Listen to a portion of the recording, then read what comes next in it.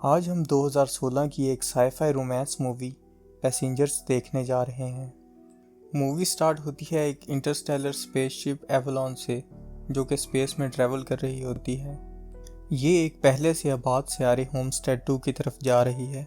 Spaceship के सारे कमरे खाली होते हैं और स्पेसशिप ऑटो पायलट पे उड़ रही होती है। स्पेसशिप के 258 क्रू मेंबर्स और 5000 पैसेंजर्स सब हाइबरनेट हुए होते हैं।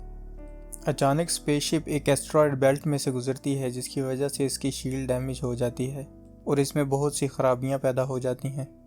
स्पेसशिप का ऑटो पायलट स्पेसशिप को ठीक करना स्टार्ट कर देता है और एक हाइबरनेशन पॉड को खोल देता है। जो पैसेंजर उठता है उसका नाम जिम प्रेस्टन है और वो एक मैकेनिकल इंजीनियर है। स्पेसशिप का ऑटोमेटेड सिस्टम उसको स्टेबल होने में मदद करता है और उसे ये बताता है कि तुमने 120 साल हाइबरनेशन में गुजारे और हम होमस्टेड 2 से सिर्फ 4 महीने दूर हैं। स्पेसशिप उसे ये कहती है कि तुम्हारा ये 4 महीने का सफ़र बहुत ही पुरमसरत और यादगार होगा। फिर स्पेसशिप उसको उसके आईडी बैंड के बारे में और उसके यहाँ पर काम के बारे में मालूमात देती है।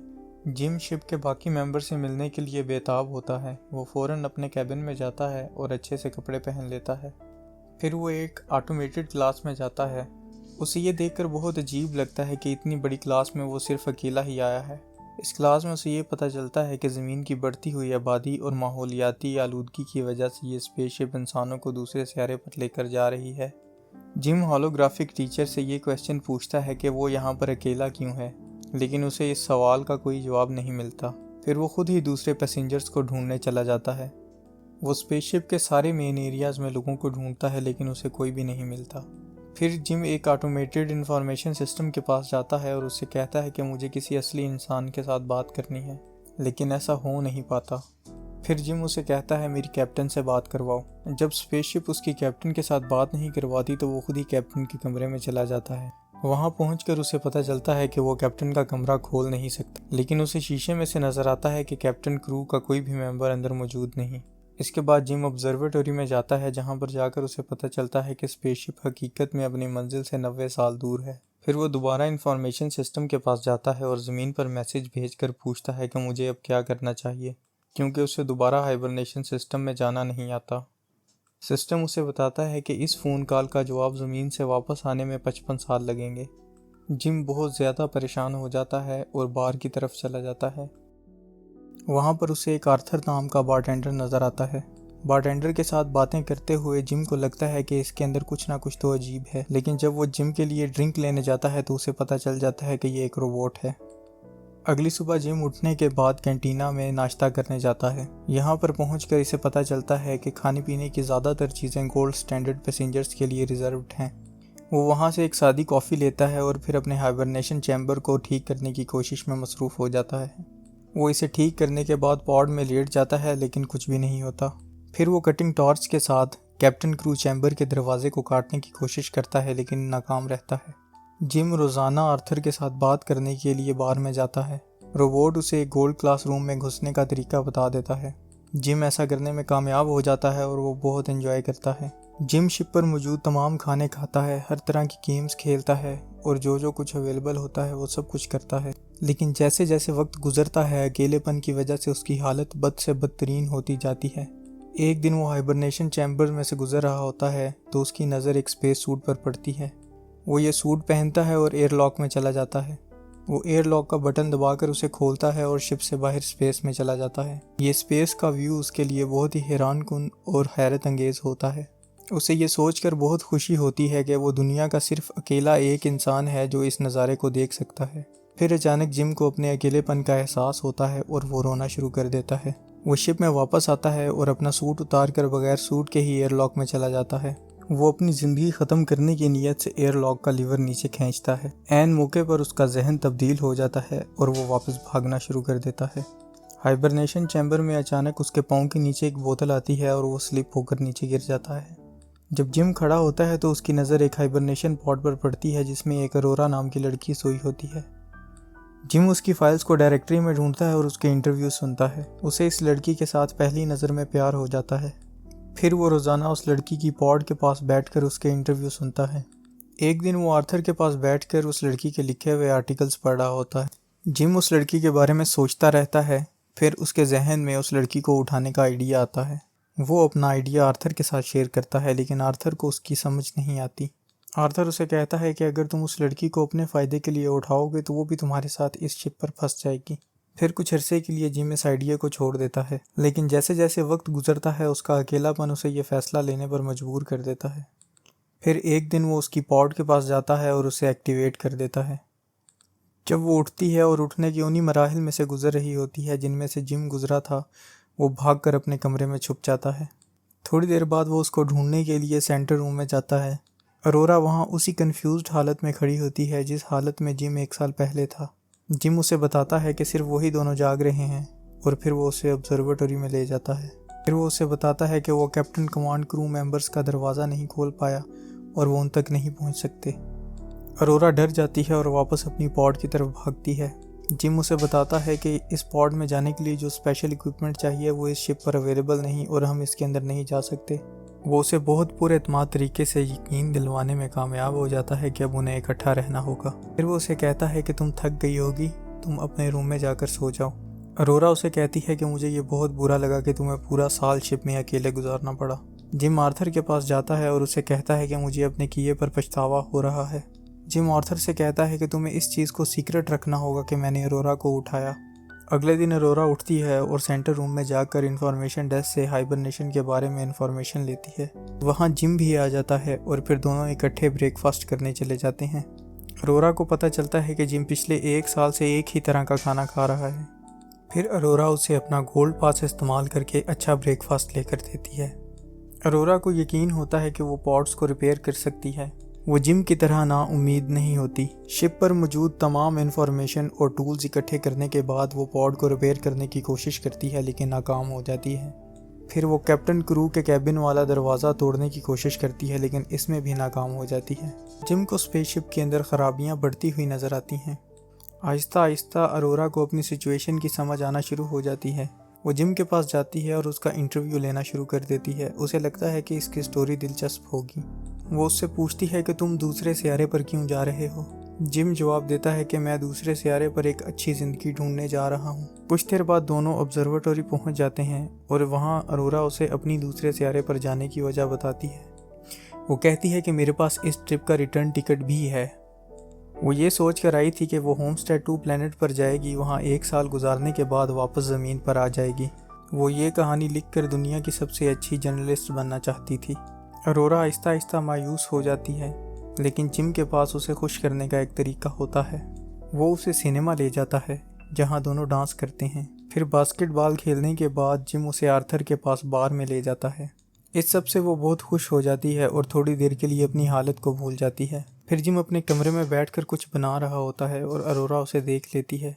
कुछ देर बाद जब अरोरा ऑब्जर्वेटरी में जाती है तो वहाँ उसे क्राइसलर बिल्डिंग का एक मिनिएचर मॉडल मिलता है जो उसके लिए जिम ने बनाया है। वो इसे देखकर बहुत खुश होती है। कुछ देर बाद दोनों डेट पर बार में जाते हैं। दोनों एक दूसरे को अपनी ज़िंदगी की कहानियाँ सुनाने लग जाते हैं। अरोरा उसे बताती है कि उसके वालिद साहब बचपन में ही फोत हो गए थे। डिनर के बाद दोनों स्पेस सूट पहनते हैं और एयरलॉक में चले जाते हैं। दोनों शिप के बाहर स्पेस वॉक के लिए जाते हैं। फाइनली जिम ये दिलकश नज़ारा एक दूसरे इंसान के साथ देख सकता है। फिर जिम दोनों सूट्स के मैग्नेट बूट ऑफ करता है और दोनों स्पेस में तैरना शुरू कर देते हैं। दोनों को एक दूसरे के साथ मोहब्बत हो जाती है और फिर वो इकट्ठे रहना शुरू कर देते हैं। जिम शिप को और एक्सप्लोर करता है और उसे हाइड्रोपोनिक बे मिल जाती है। वहाँ से वो अरोरा के लिए ताज़े गुलाब लेकर आता है। एक दिन स्पेसशिप रेड जायंट के पास से गुजर रही होती है। दोनों ऑब्जर्वेटरी में जाकर उसको देखते हैं। फिर अरोरा की बर्थडे आ जाती है और उसे सेलिब्रेट करने के लिए दोनों शिप के सबसे अच्छे रेस्टोरेंट में जाते हैं।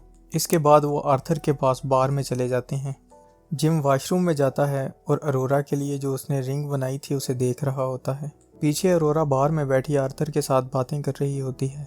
आर्थर उसे बता देता है कि जिम ही वो शख्स है जिसने तुम्हें उठाया था। जब जिम वापस आता है तो अरोरा उसके सामने खड़ी हो जाती है। वो उससे कहती है कि मुझे यकीन नहीं आ रहा कि तुम ऐसा भी कर सकती हो। वो गुस्से में वहाँ से चली जाती है। जिम अपने कमरे में जाता है तो उसे पता चलता है कि अरोरा अपना सारा सामान वहाँ से ले जा चुकी है। अगले दिन अरोरा उसे कैंटीन में मिलती है, लेकिन जैसे ही वो बोलने लगता है अरोरा वहाँ से चली जाती है। अरोरा बहुत बेचैन होती है। एक रात वो जिम के कमरे में जाती है और उसे मुक्के मारना शुरू कर देती है। उसके साथ बात नहीं करती, इसलिए जिम स्पेसशिप में मौजूद माइक्रोफोन सिस्टम पर उससे माफ़ी मांगता है। वो अपनी हरकतों की सफाई देता है और उसे कहता है कि वो उसके साथ मोहब्बत करता है, लेकिन अरोरा को इस चीज़ से कोई फ़र्क नहीं पड़ता। वो उसे अपनी ज़िंदगी तबाह करने के लिए माफ़ नहीं कर सकती। एक रात जब जिम अपने कमरे में होता है, स्पेसशिप में एक और माल फंक्शन होता है। स्पेसशिप में एक क्रिटिकल एरर आ जाता है और इसकी मेन कमांड शट डाउन हो जाती है। कुछ देर बाद वो लिफ्ट में जाता है और लिफ्ट भी ख़राब हो जाती है। अरोरा सेंटर रूम में जाती है तो वहाँ उसे जिम का लगाया हुआ दरख्त नज़र आता है। फिर वो फूड डिस्पेंसर के पास खाना लेने जाती है, लेकिन वो भी ख़राब हो जाता है। अचानक इन्हें शिप के स्पीकरों में डेक चीफ की आवाज़ आती है। वो गुस्से से कहता है, ये दरख्त किसने लगाया। दोनों दरख्त की तरफ भागते हैं और उन्हें वहाँ गस मैनसूको खड़ा नजर आता है। दोनों अपना तारुफ करवाते हैं और चीफ को सिचुएशन बताते हैं। चीफ को यकीन नहीं आ रहा होता कि 3 पॉड्स कैसे फेल हो गई। चीफ दोनों को ब्रिज में ले जाता है और उन्हें पता चलता है कि शिप के साथ कोई बहुत बड़ा मसला है। वो कहता है कि इस सिस्टम की इंफॉर्मेशन को मैन्युअली चेक करना पड़ेगा। ये ब्रिज से बाहर आ रहे होते हैं तो एक रोबोट इनके सर पर गिरता है। फिर दोनों उसे बताते हैं कि शिप में खराबियाँ आहिस्ता आहिस्ता ज़्यादा होती जा रही हैं। चीफ कहता है कि ऐसा होना नहीं चाहिए। फिर वो उन्हें डाटा कलेक्ट करने का तरीका बताता है। इसके बाद चीफ पॉड्स को चेक करता है। जिम भी वहाँ आ जाता है और जब चीफ को पता चलता है कि जिम ने क्या किया तो वो उसे कहता है कि तुम्हारी ये हरकत काबिल मुज़म्मत है। बाद में जब चीफ इकट्ठे किए हुए डाटा को चेक कर रहा होता है, अरोरा वहाँ आ जाती है। अरोरा चीफ से पूछती है कि मेरी पॉड को क्या हुआ। चीफ उसे कहता है कि मैं इस बारे में कुछ नहीं कर सकता। जिम वहाँ 16वां टूटा हुआ रोबोट लेकर आ जाता है। अचानक चीफ की तबीयत ख़राब हो जाती है और वो अपने कमरे में आराम करने चला जाता है। वापस जाते हुए उसे खांसी आती है और जब वो अपना हाथ देखता है तो उस पर खून होता है। रात को अरोरा को नींद नहीं आ रही होती तो वो स्विमिंग पूल में तैरने चली जाती है। अचानक स्पेसशिप का ग्रेविटी सिस्टम ख़राब हो जाता है और वो ग्रेविटी में उड़ते हुए पानी में फंस जाती है। वो डूबने ही वाली होती है कि ग्रेविटी ड्राइव रीसेट हो जाती है और उसकी जान बच जाती है। फिर दोनों भागते भागते मैनक्यूसो को ढूंढने चले जाते हैं। तीनों शिप में खराबी ढूंढने की कोशिश करते हैं। मैनक्यूसो को पता चलता है कि 2 साल पहले कुछ ऐसा हादसा हुआ जिसकी वजह से शिप का कोई बहुत बड़ा सिस्टम ख़राब हो गया है। वो कहता है कि हमें जल्द ही इस मसले को ढूंढकर ठीक करना होगा, क्योंकि इस मसले का असर पूरी शिप पर पड़ रहा है और अगर हम इसे ठीक ना कर पाए तो हम यहाँ हमेशा के लिए स्पेस में फंस जाएंगे। जब वो मसला ढूंढने के लिए जा रहे होते हैं तो अचानक मैनक्यूसो बेहोश हो जाता है। दोनों उसे उठाकर इन्फर्मरी में ले जाते हैं। वो मर रहा होता है और उसका इलाज इस स्पेसशिप पर मौजूद नहीं होता। कुछ देर बाद दोनों मैनक्यूसो से मिलने जाते हैं। मैनक्यूसो अपना आईडी ब्रेसलेट जिम को दे देता है। वो उन्हें कहता है कि तुम्हें शिप को ठीक करना है और फिर वो मर जाता है। अचानक शिप की लाइट्स रेड हो जाती हैं और ज़ोर ज़ोर से अलार्म बजने लगता है और शिप बुरी तरह कांपना शुरू कर देती है। जिम अरोरा से कहता है कि मुझे तुम्हारी मदद की ज़रूरत है और फिर वो दोनों तेज़ी से इंजीनियरिंग रूम की तरफ भागना शुरू कर देते हैं। रास्ते में ग्रेविटी ड्राइव दोबारा फेल हो जाती है। जब वो बाहर में पहुँचते हैं तो आर्थर भी ख़राब हो चुका होता है। जिम आर्थर को डीएक्टिवेट कर देता है। फिर वो इंजीनियरिंग रूम में पहुंचकर मसला ढूंढना शुरू करते हैं। मसला पावर प्लांट में होता है, लेकिन जब वो उसका दरवाज़ा खोलते हैं तो अरोरा अंदर खिंच जाती है। एस्ट्रॉयड के पीस लगने से इस एरिया में सुराख हो गए थे। जिम अरोरा को बचाने जाता है तो वो भी इस इंतहाई तेज़ प्रेशर की जद में आ जाता है। इस सब के बावजूद दोनों जल्द ही इस सुराख को बंद करने में कामयाब हो जाते हैं। ये सुराख बंद करते साथ ही इन्हें एक और सुराख नज़र आ जाता है। दोनों इन सुराखों को फॉलो करते हैं तो इन्हें अंदाज़ा होता है कि ये एस्ट्रॉयड का पीस रिएक्टर तक पहुँच गया है। रिएक्टर कंट्रोल कंप्यूटर डैमेज होता है। जिम स्पेयर पार्ट ढूंढता है और इसे रिपेयर कर देता है। फिर ये रिएक्टर में से प्रेशर निकालने की कोशिश करते हैं लेकिन कामयाब नहीं होते। दोनों इसे मैन्युअली करने की कोशिश करते हैं लेकिन दोबारा फेल हो जाते हैं। जिम कहता है कि रिएक्टर को ठंडा करने के लिए उसे स्पेसशिप के बाहर जाकर वेंट का दरवाज़ा खोलना पड़ेगा। दोनों एयरलॉक की तरफ चले जाते हैं। जिम स्पेस सूट पहनने से पहले अरोरा को मैनक्यूसो का ब्रेसलेट दे देता है। उसे लगता है कि वो वापस नहीं आ पाएगा। अरोरा उसे सूट पहनने में मदद करती है और जब वो बाहर जाने लगता है तो उसे कहती है कि तुम्हें वापस आना पड़ेगा क्योंकि मैं इस शिप पे अकेले नहीं रह सकती। अरोरा रिएक्टर की तरफ वापस जाती है। वहाँ जाकर उसे पता चलता है कि रिएक्टर का टेम्परेचर हद से ज़्यादा तजावुज़ कर चुका है। रिएक्टर का एक बोल्ट गोली की तरह उड़ता है और अरोरा के बाजू में खुब जाता है। जिम को वेंट का दरवाज़ा नज़र आ जाता है और वो इसे बाईपास करने की कोशिश करता है, लेकिन वो इसमें नाकाम रहता है। उसे समझ आ जाती है कि प्रेशर निकालने के लिए उसे वेंट का दरवाज़ा अपने हाथ से पकड़ कर रखना पड़ेगा। वो ये प्लान अरोरा को बताता है। वो कहती है कि मुझे ये प्लान पसंद नहीं आया। अरोरा जिम से कहती है कि मैं तुम्हें मरते हुए नहीं देख सकती। जिम उसे कहता है कि हमें दूसरे लोगों को बचाने के लिए ये करना पड़ेगा और फिर अरोरा रिएक्टर को वेंट कर देती है। इनका ये प्लान तो कामयाब हो जाता है, लेकिन वेंट का प्रेशर जिम को स्पेसशिप से दूर धकेल देता है। इस दौरान जिम के सूट की रस्सी भी टूट जाती है और उसके सूट का इंटरनल प्रेशर भी गिरना शुरू हो जाता है। वो अरोरा को ये सब कुछ बता देता है। अरोरा भागी भागी एयरलॉक की तरफ जाती है ताकि वो दूसरा सूट पहन सके। जिम अरोरा से एक आखिरी दफा माफी मांगता है और उसे आई लव यू कहता है। अरोरा सूट पहन कर एयरलॉक से बाहर जाती है, लेकिन वो रस्सी छोटी होने की वजह से जिम तक नहीं पहुंच पाती। अचानक जिम के सूट की रस्सी उड़ती हुई उसके हाथ में आती है और वो उसे बचा लेती है। अरोरा उसे फौरन इन्फर्मरी लेकर जाती है, लेकिन उसे पता चलता है कि जिम ऑलरेडी मर चुका है। जिम मशीन को चीफ का ब्रेसलेट इस्तेमाल करके ओवरराइड करती है और मशीन में जिम को रिससिटेट करने की कमांड डाल देती है। मशीन ऐसा करने में कामयाब हो जाती है और जिम की जिंदगी बच जाती है। फिर दोनों आर्थर को रिपेयर करते हैं और मैनक्यूसो को अच्छे तरीके से दफना देते हैं।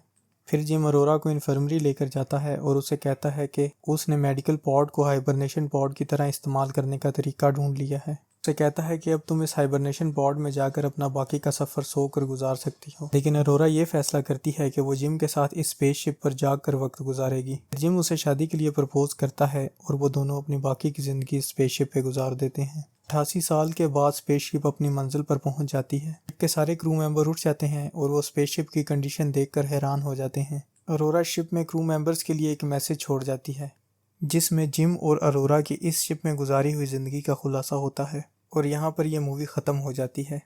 अगर आपको हमारी वीडियो पसंद आई तो चैनल को सब्सक्राइब करें ताकि आप हमारे चैनल पर आने वाली नई वीडियोज़ भी देख सकें। आपको हमारे चैनल पर मौजूद ये दूसरी वीडियोज़ भी अच्छी लगेंगी।